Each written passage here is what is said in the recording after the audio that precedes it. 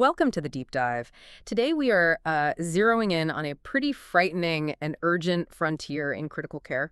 We're talking about how fast you can identify and treat a specific multi-drug resistant threat right there in the ICU. It's a critical issue. Yeah, absolutely. We're diving deep into a really powerful study focused on Stenotrophomonas, maltophilia pneumonia. Now, this organism, it's kind of notorious for slipping past standard defenses. So our mission today is to extract the definitive knowledge about whether timing, specifically hitting that 48-hour mark, is truly a life or death decision point for patients facing this infection. It's the core question, definitely. Okay, let's unpack this. And I think we have to start with just how severe this threat actually is. What makes this bug so, well, nasty? We really must. S. multiphilia is a classic opportunistic nosocomial pathogen. What that means is it targets patients who are already hospitalized, often critically ill, and it's recognized globally as a major source of infection in healthcare settings. And the sources we looked at show that when it progresses to hospital-acquired pneumonia, the mortality figures are just, well, staggering. In severe cases, the associated mortality rate can soar up towards 75%. That's huge. It is. This is clearly not a bug you want to mess around with. No way. Absolutely not. Girl. And that severity, it's fundamentally linked to the challenge of therapeutic delay. We know that timely initiation of appropriate therapy is like the bedrock for better outcomes in gram-negative infections generally, but S. multiphilia, it possesses this intrinsic resistance profile. Okay, explain that for a second. Intrinsic resistance. Why does this particular bug just kind of shrug off standard treatments designed for other gram-negative infections? Right. It's really all about its natural defenses. S. multiphilia is naturally equipped with mechanisms like really powerful efflux pumps. You can think of these as tiny, rapid bouncers, constantly ejecting antibiotic molecules out of the bacterial cell. Before they can even do their job. Exactly. Before they can reach their target and do any damage. Because of these built-in pumps, standard empiric regimens, the ones used to treat general gram-negative sepsis, often completely lack activity against it. So if you're a clinician in the ICU, you're starting treatment based on, like, an educated guess. That's the empiric regimen, right? But you have to wait for the definitive culture and susceptibility results to confirm you're dealing with this specific resistant foe. Only then can you switch to the right drug, maybe something like trimethoprim sulfamethoxazole. Precisely. And that time lag, that's the critical window we're talking about. You have the sickest patients, right, facing a highly lethal pathogen. But you are often, maybe inadvertently, administering ineffective therapy until that culture confirms the need to escalate. It creates this unique and extremely urgent clinical challenge. Okay.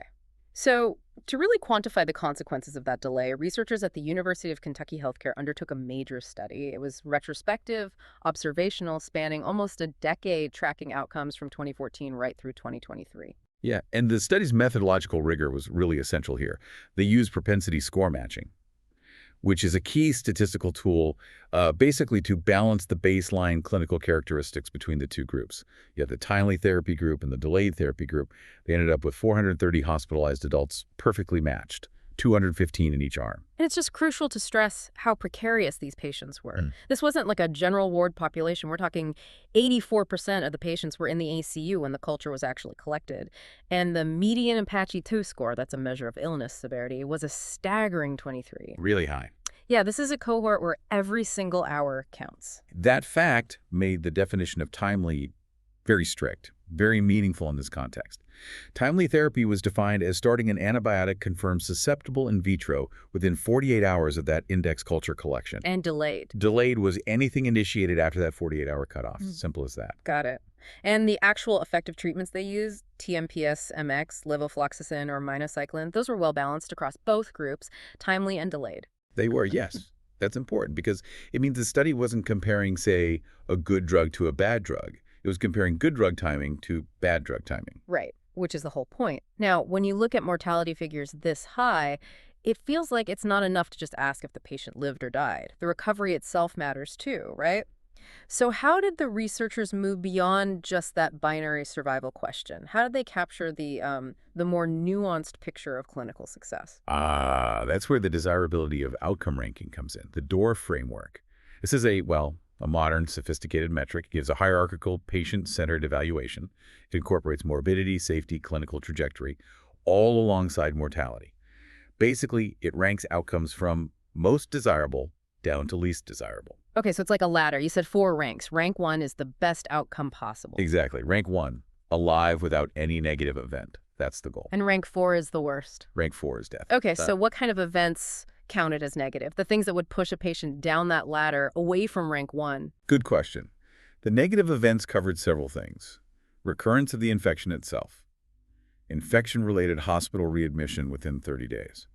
Persistent symptoms. So, for example, metrics like oxygenation remain poor or worsened even after 72 hours of effective treatment.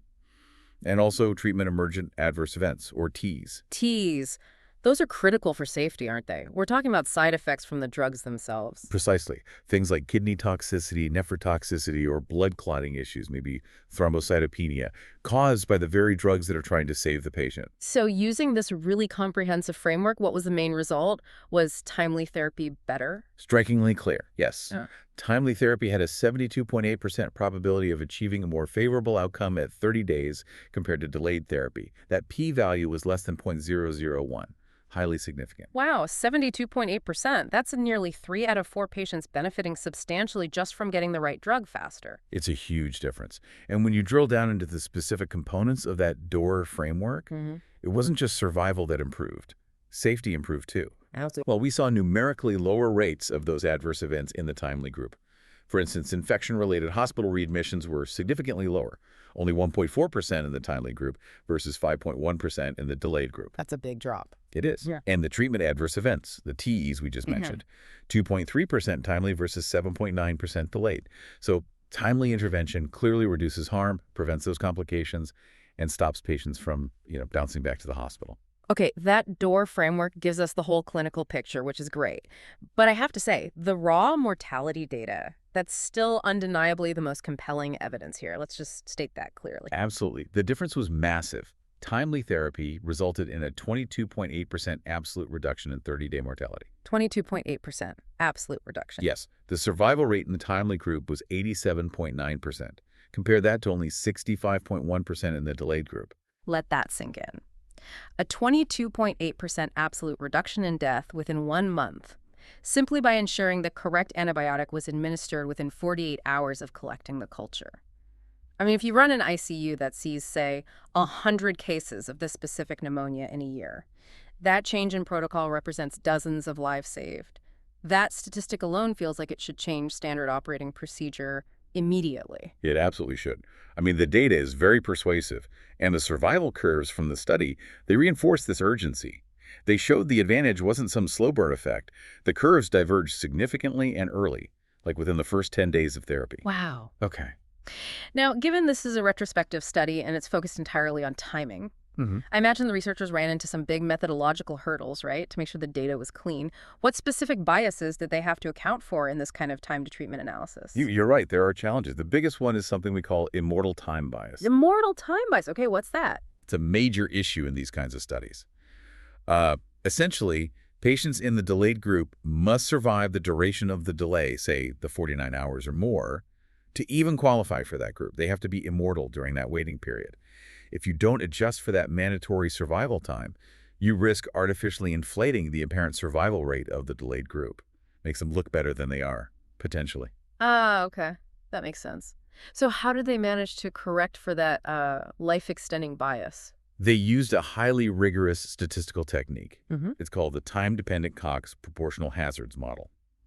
In this model, patients are essentially considered unexposed to the effective treatment until the precise moment they actually started it. They also adjusted for other broad external factors, things like the calendar year of admission and also the disruptive COVID-19 time period, which definitely impacted hospital care. And after all those really stringent methodological adjustments, did the survival advantage still hold up? It did, yes.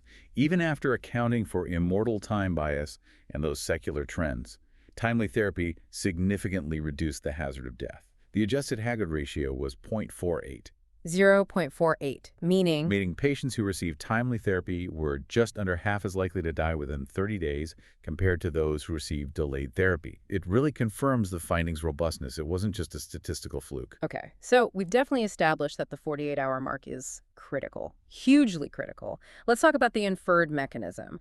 What is actually happening biologically during that 48-hour delay that causes such a massive difference in outcome? Well, the thinking is kind of multifaceted. Timely therapy, first off, immediately promotes rapid bacterial clearance.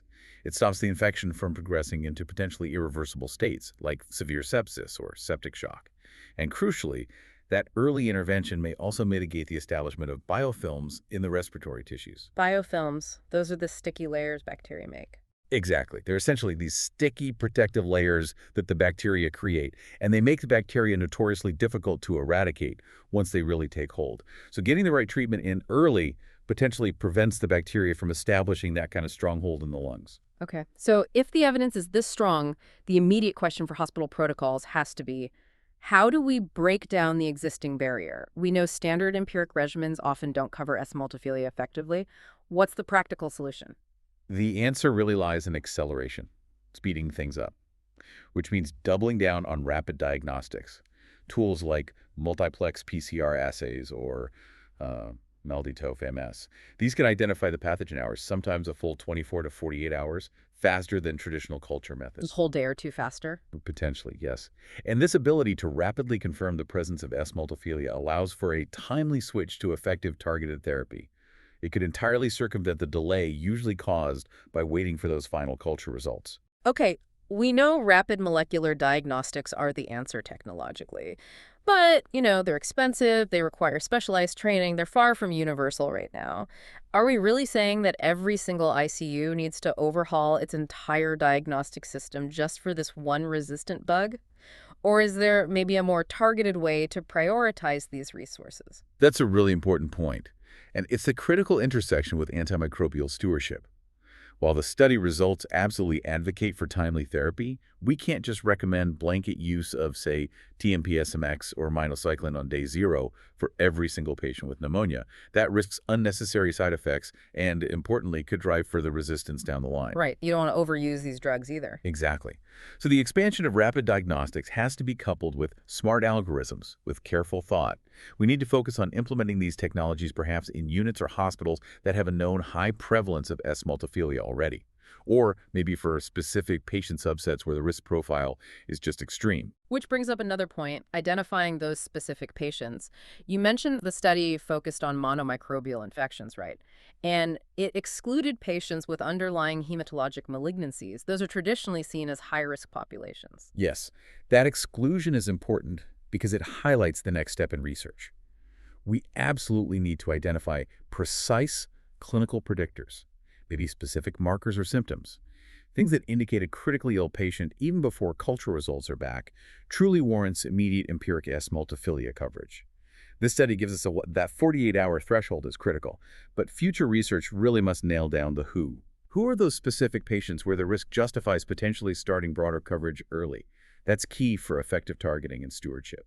Okay, so boiling it all down, what does this all mean for the critical care environment that you operate in that clinicians are facing every day? I think it means that for critically ill patients diagnosed with S. multifilium pneumonia, that 48-hour mark is, well, unequivocally a life or death threshold. The evidence, backed by that comprehensive DOOR framework and the time-adjusted mortality data, it really demands immediate systems changes. Specifically, the integration of rapid diagnostics where feasible to facilitate that switch to effective, targeted therapy without that dangerous delay. Absolutely. The survival advantage is just huge. It feels like it completely shifts the clinical discussion. It's not about wondering if we should cover this bug quickly anymore. It's demanding how quickly can we possibly get the diagnosis and start the right treatment. That's the new imperative. Yeah. And I think that leads perfectly into our final provocative thought for you, the listener. If we now know, with this level of evidence, that time directly equates to survival for this specific pathogen, how quickly can technology and clinical judgment combine? How fast can we create a protocol that identifies the specific high-risk patient subset needing S. multifilia coverage, maybe even on day 0? Ideally, perhaps even before that culture result is finalized. The future of saving these particular patients might lie not just in finding brand new drugs, but in radically accelerating the diagnosis and deployment of the effective ones we already have. Something